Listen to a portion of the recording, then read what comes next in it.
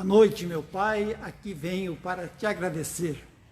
Que bom que você pode estar conosco nesse momento de agradecermos a Deus, rendermos culto ao nosso Deus.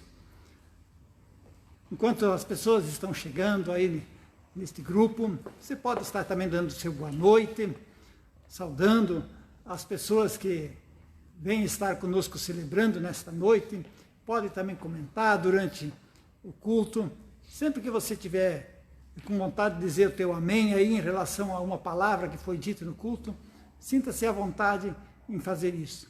Se você quer cumprimentar um irmão, uma irmã da comunidade, também aproveite fazer isso, que a gente se alegra muito em ver que vocês estão ali fazendo essa comunhão neste momento especial, onde a comunidade se reúne de forma virtual. Sentimos muito não poder nos encontrar para nos abraçar, então é uma forma da gente dar uma palavra de carinho um ao outro e assim sentir que tem mais gente conosco nesta mesma luta. Eu saúdo a vocês com a palavra do Salmo: Eu, o Senhor, o que espero? Eu, ó Senhor, o que espero? Tu és a minha esperança. Felizes as pessoas que encontram a sua esperança em Deus. Que também nós, nesta noite, a partir da palavra que vamos ouvir, possamos renovar a nossa esperança em Cristo Jesus, na certeza de que Ele caminha conosco e nos carrega em nossas fraquezas. Tu és a minha esperança. Quando o salmista diz isto, ele pensa no Deus que é Pai, o Filho e o Espírito Santo, o Deus que é Criador, Salvador e mantenedor de todas as coisas, que fala conosco e nos carrega em todos os momentos da vida. Vamos agora entoar o hino Vem Espírito Divino. Contamos aqui com a contribuição das musicistas Ruth e Thalita, o Andy, nosso cantor, o Iago, nosso tecladista, e o Johnny, nosso violeiro.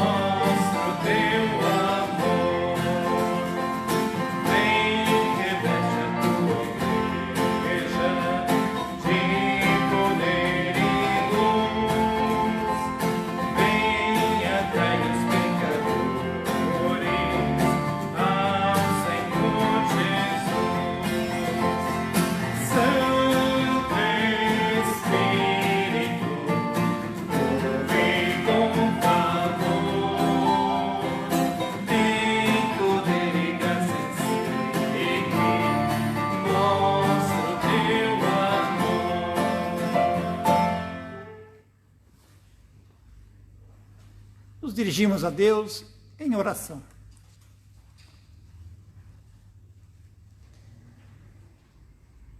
Cristo, Tu és a fonte de água viva. Sacia a nossa sede, para que tenhamos o vigor necessário para a espera esperançosa, na certeza de que na Tua colheita farás a separação entre o joio e o trigo. Santo Espírito, tire de nós a ilusão de pensar que os joios são somente os outros. Pedimos, faça com que a nossa semeadura seja para acumular tesouros no céu. Aguça os nossos ouvidos para ouvirmos a Tua voz. Que ela nos conduza para junto de Ti, quer na vida, quer na morte. Amém. Vamos cantar o hino A Tua Palavra. Enquanto cantamos esse hino, também nos preparamos para receber a palavra de Deus do Evangelho de Mateus, capítulo 13.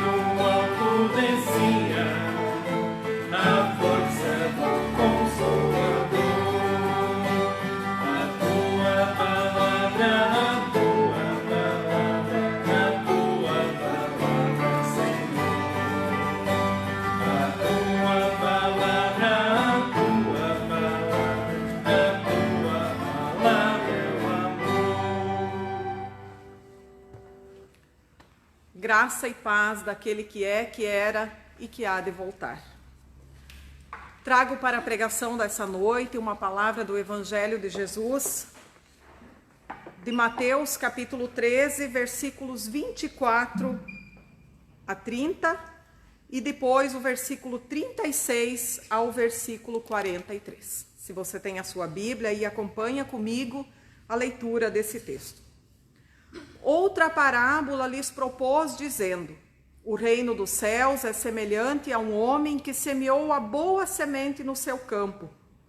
Mas enquanto os homens dormiam, veio o inimigo dele, e semeou o joio no meio do trigo, e retirou-se. E quando a erva cresceu e produziu fruto, apareceu também o joio. Então, vindo os servos do dono da casa, lhe disseram: Senhor, não semeaste a boa semente no teu campo? De onde vem, pois, o joio? Ele, porém, lhes respondeu: um inimigo fez isso. Mas os servos lhe perguntaram: queres que vamos e arranquemos o joio? Não, replicou ele, para que ao separar o joio não arranqueis também com ele o trigo. Deixai-os crescer juntos até a colheita. E no tempo da colheita direi aos ceifeiros: ajuntai primeiro o joio, atai-o em feixes para ser queimado, mas o trigo recolhei-o no meu celeiro. E o 36 agora: então, despedindo as multidões, foi Jesus para casa, e chegando-se a ele, os seus discípulos disseram: explica-nos a parábola do joio do campo. E ele respondeu: o que semeia a boa semente é o Filho do Homem. O campo é o mundo, a boa semente são os filhos do reino. O joio são os filhos do maligno. O inimigo que semeou é o diabo. A ceifa é a consumação do século, e os ceifeiros são os anjos. Pois assim como o joio é colhido e lançado ao fogo, assim será na consumação do século. Mandará o Filho do Homem os seus anjos, que ajuntarão no seu reino todos os escândalos e os que praticam a iniquidade, e os lançarão na fornalha acesa. Ali haverá choro e ranger de dentes. Então os justos resplandecerão como o sol no reino de seu Pai. Quem tem ouvidos para ouvir, ouça. Nesta semana, queridos ouvintes, pensando sobre esta parábola de Jesus, eu pensei na palavra esperar. Esperar. Vocês vão de concordar comigo que cada vez mais nós estamos desaprendendo a esperar. A vida hoje nos leva a uma aceleração tal que a gente perdeu aquilo que é próprio da vida, que faz parte da natureza da nossa vida, que é esperar. Por exemplo, pensam comigo numa gestação. Ela precisa, para ser boa, para o bebê nascer com saúde, precisam-se de 9 meses. Tantos exemplos nós poderíamos tirar da própria vida, onde é necessário uma espera. Nesse tempo de pandemia, de isolamento, Hércules e eu, nós fizemos uma pequena horta. E nós plantamos alface e também algumas coisas um pouco mais demoradas, como cenoura, por exemplo. E o alface a gente colheu logo. E a cenoura demora mais. Então nós falamos, mas será que vale a pena esperar 90 dias? E agora nós já estamos colhendo. A natureza, ela tem a sua espera. Quanto mais uma raiz grande, como cenoura e outras plantas, tanto mais demora para ela produzir. A gente poderia olhar vários exemplos da natureza. Essa parábola aqui é um exemplo da natureza que mostram que a natureza tem que esperar para produzir. Lembro quando eu era criança, algo que me marcou muito na minha vida sobre essa questão da espera. O meu avô materno, ele tinha um rádio amador, que coisa antiga, né? Os jovens aqui com certeza não chegaram a nem ver isso, mas um rádio amador, então ele sentava ali perto desse rádio amador para se comunicar com o seu filho que estava bem longe. E às vezes ele tinha que sentar 1 hora na frente desse rádio amador até que conseguia conectar pelas ondas e começar a perceber e ouvir a voz do seu filho. Depois vieram os e-mails, né? E lá demorava, a gente ficava às vezes um tempão esperando que carregasse e que o e-mail fosse. Hoje, não sei se isso acontece com vocês, mas nós temos o WhatsApp, né? E às vezes a gente manda uma mensagem para uma pessoa e aí a gente fica cuidando lá quando aparece o sinalzinho azul, ou seja, ela já leu a mensagem, ela já recebeu. E aí a gente fica esperando que ela logo responda. Tem que ser para ontem a resposta, tem que ser logo. A gente tem desaprendido a esperar. Tem um ditado que diz: os apressados comem cru. Muitas coisas na nossa vida hoje, elas estão acontecendo, estão ficando cruas, porque nós não estamos aprendendo a esperar. E é próprio da fé cristã, a questão da espera. A fé cristã, a gente poderia dizer assim, que ela nos traz um pacote com muitas coisas dentro. E uma delas é a espera. O versículo inicial aqui que o pastor leu no culto do Salmo, né, fala da espera. Quem sabe cada um de vocês lembra de uma palavra bíblica que fala da espera. Eu lembro do Salmo 40, que diz: esperei confiantemente pelo Senhor e Ele me livrou dos meus temores. Tantos salmos que falam da espera.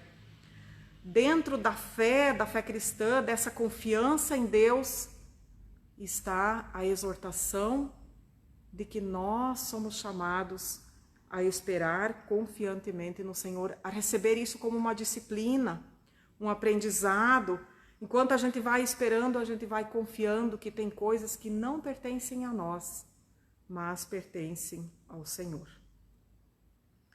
E a nossa parábola aqui que eu li, a parábola do joio e do trigo, ela é muito conhecida. Quem sabe vocês já ouviram, até mesmo hoje, é o texto indicado pela igreja, pregações sobre ela, quem sabe já ouviram, eu mesma já falei aqui sobre ela em muitos grupos da comunidade. É desnecessário explicar ela nos mínimos detalhes, porque ela é bem conhecida. Ela é a história de um agricultor que semeou a boa semente, o trigo, e veio lá o inimigo e jogou a semente ruim, o joio, e ambos cresceram juntos. E aí os empregados vêm e dizem, quer que a gente arranque esse joio? E o patrão diz, não, não arranque. Deixem crescer juntos, esperem, porque a colheita vem e a colheita não pertence a vocês. Amigos, essa parábola ela mostra que o que Jesus aqui quer contar, quer dizer para nós, é que existem pessoas boas e pessoas más. E eu quero frisar que pessoas, essa parábola ela não está dizendo atitudes más. A gente poderia achar assim, então Jesus está dizendo que nós não devemos nem rejeitar as atitudes más, nós não devemos nem lutar contra o mal. Não, não é isso que ele diz. O joio aqui ele está dizendo são as pessoas más.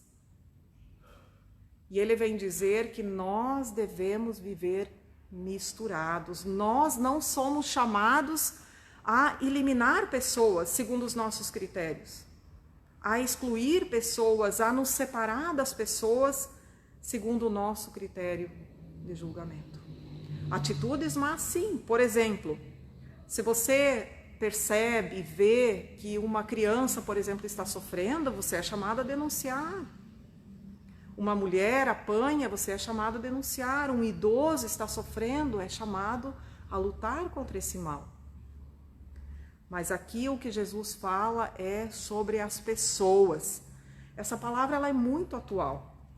Veja bem, quem sabe até você que me ouve, quantas pessoas às vezes elas procuram uma igreja. Eu mesmo, quando já fiz preparação de novos membros para a nossa comunidade, muitas vezes acontece que pessoas vêm e elas assistem um culto, elas participam do grupo e dizem, nossa, que igreja maravilhosa, eu quero fazer parte. E aí na preparação a gente tem que dizer, olha, não se iluda. Também nós temos defeitos, também nós somos joio muitas vezes. Também nós somos pecadores, também nós fazemos fofoca. Também nós temos intrigas. Ou seja, tem muitas pessoas que procuram uma igreja porque acham, agora eu encontrei o lugar de santos. Só trigo tem aqui, só gente boa, só gente perfeita. Quem procura isso logo vai se decepcionar. Por isso, numa igreja, a gente não deve procurar pessoas perfeitas, a gente deve procurar a palavra, procurar o Senhor da igreja. E não olhar para a conduta das pessoas. Também na família a gente poderia dar esse exemplo. Vejam, muitas vezes acontece que famílias sofrem porque tem às vezes até um filho viciado em drogas, por exemplo. E aquele filho, às vezes, ele é olhado e enxergado na família como o joio da família. Porque ele não presta, porque ele não trabalha, porque ele é isso, ele é aquilo. Mas vai olhar a história desse filho, vai olhar, quem sabe, a infância desse filho, vai olhar o que ele passou na sua vida. Aliás, todos sabemos, né, que 99% dos presidiários são pessoas que não tiveram uma família, nem tiveram uma família. Então, o que eu quero dizer com isso? O joio, ele confunde a gente. Muitas vezes a gente pensa, o joio está naquela pessoa, mas quem sabe o joio está em nós. Muitas vezes nós somos o joio. E quem justamente nós pensamos que é o joio, para Jesus não é, é o trigo. Porque tem uma história e Deus conhece essa história. Também no trabalho. Quantas pessoas saem do trabalho e dizem, eu não aguento mais aqueles meus colegas. Eu não aguento mais aquelas pessoas. Na nossa vida, constantemente nós corremos o risco de querer viver entre pessoas que só nos agradam. Todos nós passamos por isso. Todos nós conhecemos a história da Segunda Guerra Mundial, o nazismo, né? que nós queremos que fique bem longe de nós.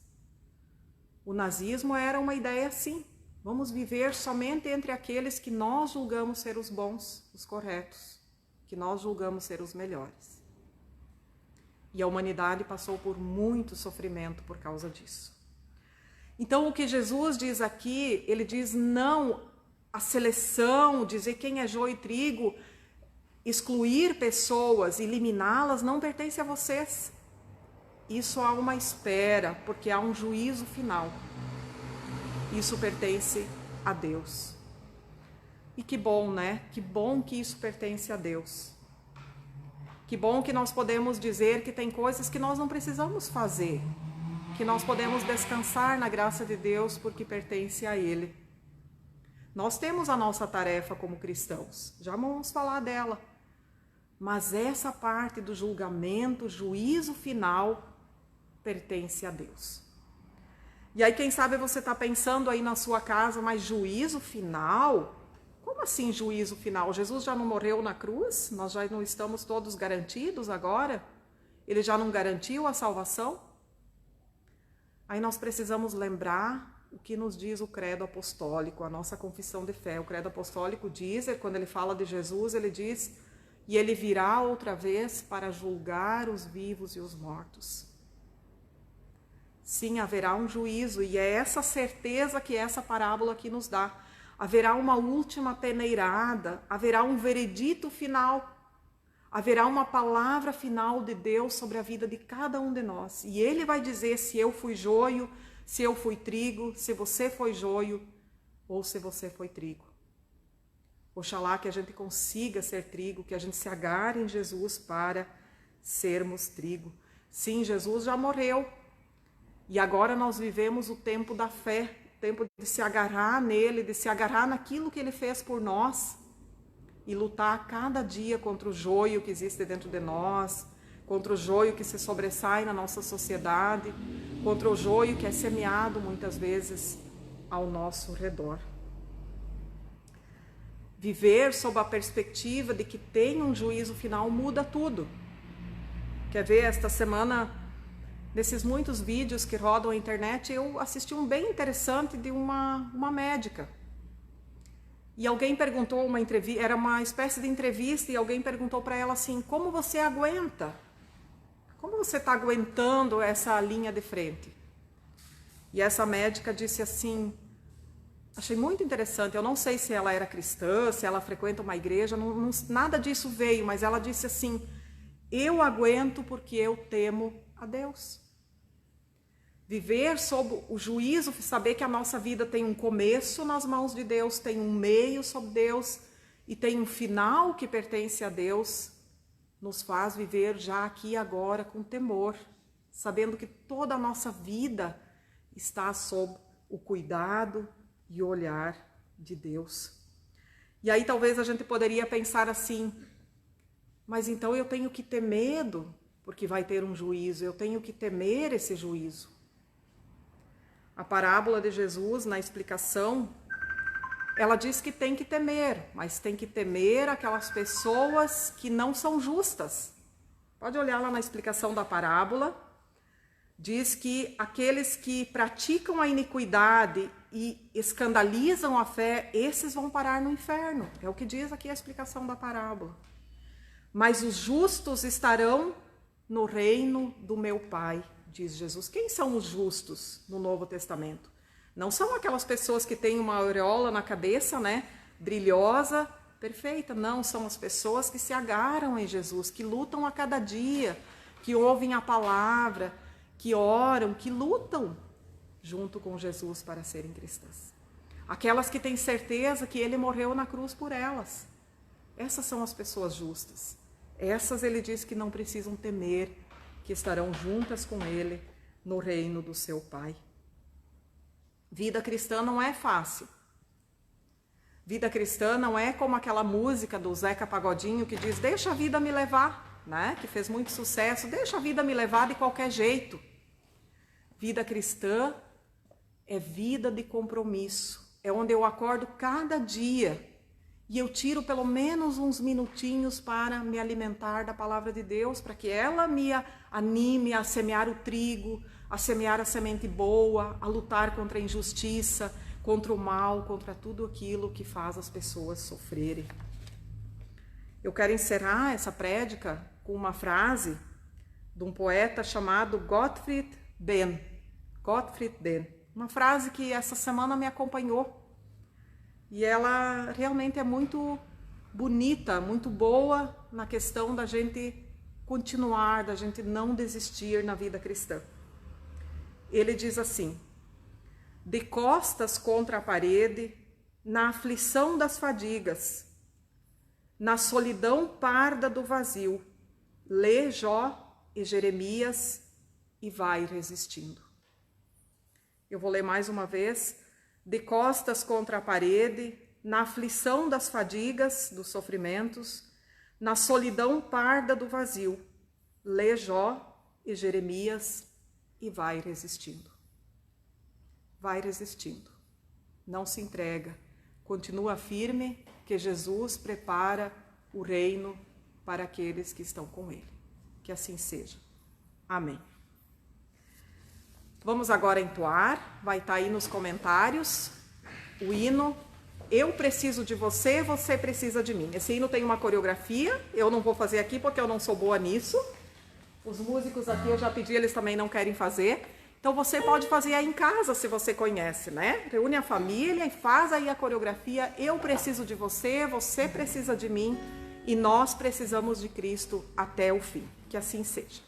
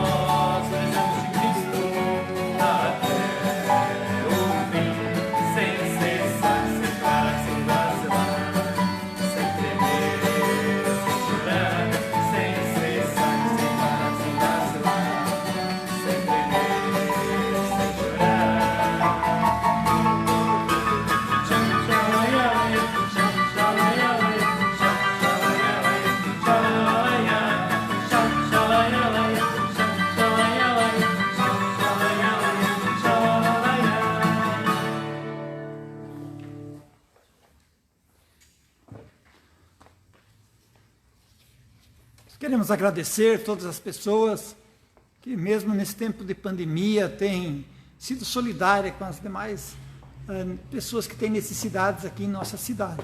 No decorrer da semana, várias pessoas trouxeram aqui na secretaria fraldas descartáveis, fraldas geriátricas, que estão atendendo o pedido de uma família que está precisando. Queremos agradecer muito a essas doações que foram feitas aqui na comunidade. A palavra do Salmo 41, 1 diz: Bem-aventurado o que acode ao necessitado, o Senhor o livra no dia do mal. Esta é uma palavra que diz que é feliz a pessoa que pode acudir àquele que tem necessidade e tem uma promessa de que Deus vai auxiliar, vai livrar no dia que ele estiver sob o mal. Nessa confiança que também nós somos chamados a sermos generosos com aqueles que precisam. A oferta do culto de hoje é destinada aqui pela paróquia. E a paróquia está necessitando comprar alguns equipamentos eletrônicos para a continuação dos nossos cultos. Então, quer comprar aqui um computador. E então, as doações são para esta finalidade.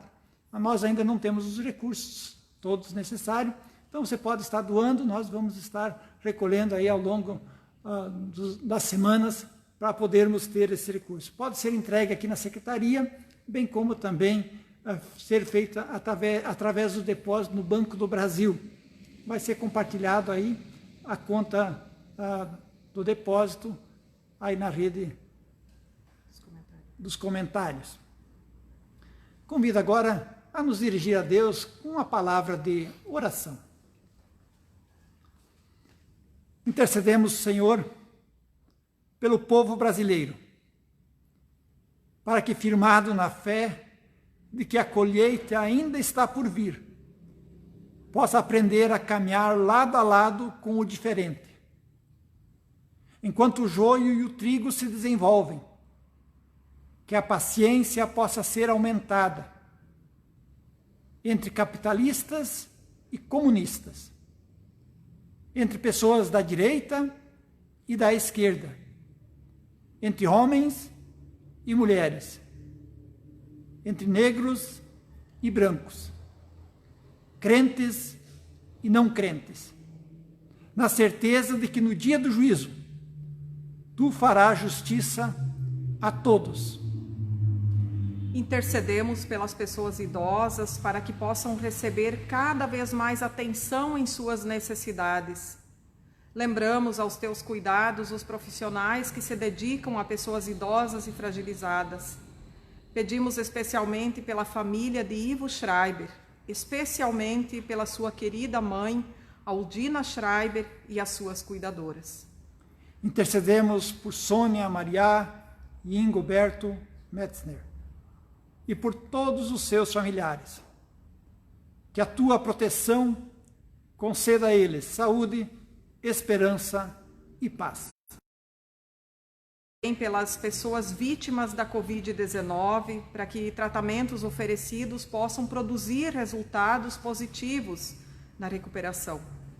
Pedimos especialmente aqui pela recuperação da nossa jovem, a Tatiana Rosa, a qual testou positivo. Intercedemos pelas pessoas que compartilham a vida sob a bênção do matrimônio, para que sejam renovadas na fé que atua pelo amor. Especialmente pedimos pelo casal Rodrigo, Rani e Fernanda, que estão comemorando bodas de cristal, 15 anos de vida compartilhada.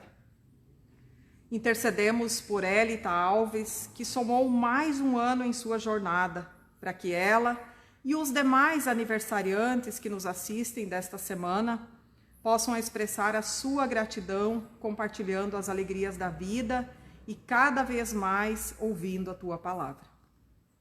Todos aqueles pedidos que estão ainda em nosso coração e em nossa mente, queremos trazer na presença de Deus, na certeza do seu socorro e auxílio, orando a oração que Jesus nos ensinou. Pai nosso que estás no céu, santificado seja o teu nome. Venha o teu reino, seja feita a tua vontade, assim na terra como no céu. O pão nosso de cada dia nos dá hoje, e perdoa-nos as nossas dívidas, assim como nós também perdoamos aos nossos devedores. E não nos deixes cair em tentação, mas livra-nos do mal. Pois teu é o reino, o poder e a glória para sempre. Amém. Convido a cantarmos nosso último hino, Fonte Eterna de Amor. Já convidamos também para o próximo domingo, acompanhar o nosso culto aqui às 9h da manhã.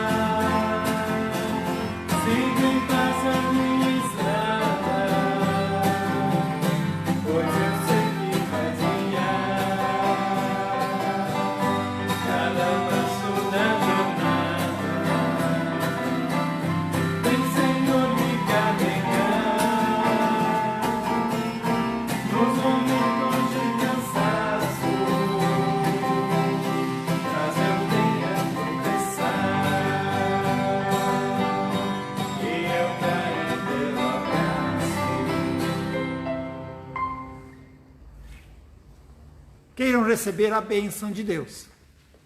Que o Senhor te abençoe e te guarde. Que o Senhor faça brilhar o seu rosto sobre ti e tenha misericórdia de ti. Que o Senhor sobre ti levante a sua face e te dê a paz. Amém.